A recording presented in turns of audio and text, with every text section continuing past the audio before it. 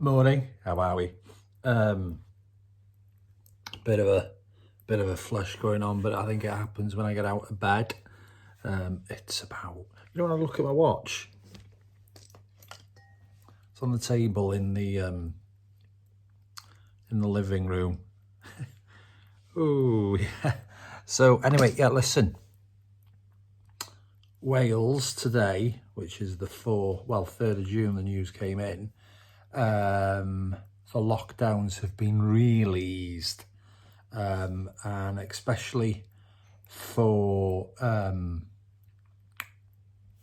running events up to 4,000 people after I think the 14th or 17th of June, depending on how everything's moving, can take part in running events. So that's park run, stuff like that. And I say stuff like that, we as in me, the royal we, I organise a community run ultra marathons. There's a few of them up here in North Wales, and this year I've had, seems to have like a little miracle week this week. I had debilitating fatigue. The B12 shots seem to be working, or there's some meds that have been working, but for, as I said earlier on in the videos, for a couple of months leading up to here, I wasn't myself. I was very, very withdrawn. I was mentally, and this was the worrying bit, I was unable to think. I was unable to plan. And that's something that I enjoy, sitting on the sofa, organising maps and all that kind of thing. It's a hobby. So, I've stepped back from the organisation of the Pentland Ultra this year because, I'm 45 minutes sitting somewhere that isn't my sofa is and can be strenuous, heat and so on. But however, the news that so many people will be able to get outdoors is absolutely fantastic. And here's my wife, Caris. I'm just doing YouTube. Hang on a minute, can I help you? My wife is mute for these videos. I'm just going to switch off for a moment. 2.5, I'm in range, get in! So yeah, the events going back on has been some of the best news I've heard ever. One of my little plans was, I worked for a company the tail end of 2019, and I decided, look, I'm going to take a punt and I'm going to do race directing full time, and just do any part-time work in routine, bit of consultation, coaching and all that, just to bring some funds in.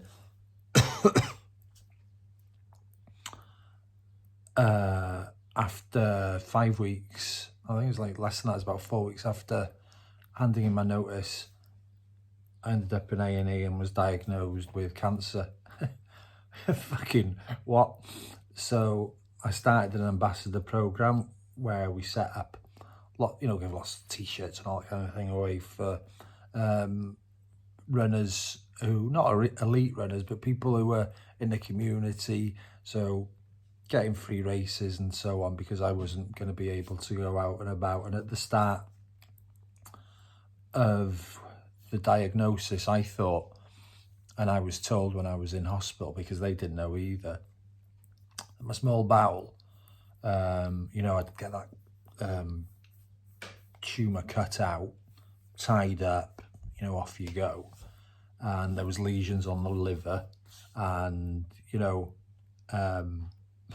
lesions on the liver. I was hoping, well, that might have been because maybe a little bit too much wine at the odd weekend, or you know, good living for 48 whatever years. So I was in the start of it all, and this is October, November 2019, I was in denial. I was in shock, lost a lot of weight, just with stress, worry, that I don't realise I'm having. And I started having Zoom with a very good friend who's a spiritualist and meditation, which really helped. My friend Hayden Crawford, Dreamtime.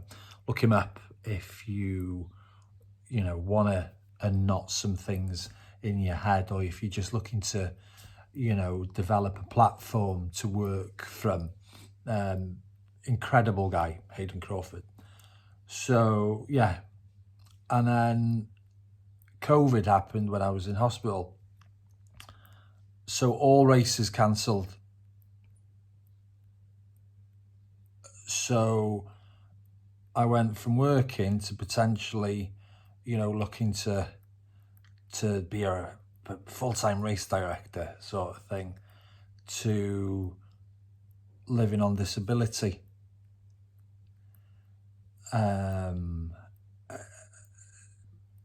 And that gives you more ownership again. That, wipes away the denial, gives you ownership of your health and so on. But as I was saying yesterday, depends what background music you're playing in your head, or how you take on the information.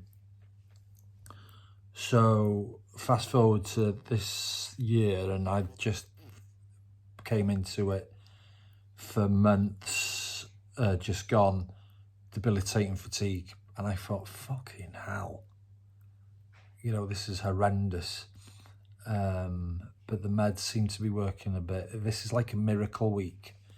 I don't use the word lightly, I'm not cured or anything, but I'm not falling asleep every day. I'd get up, have my breakfast, and then at 10 o'clock I'd go to sleep until 4 o'clock.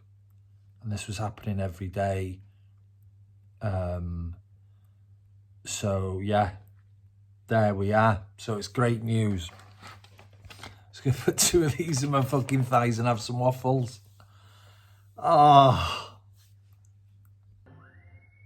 2.5, I'm in range, get in.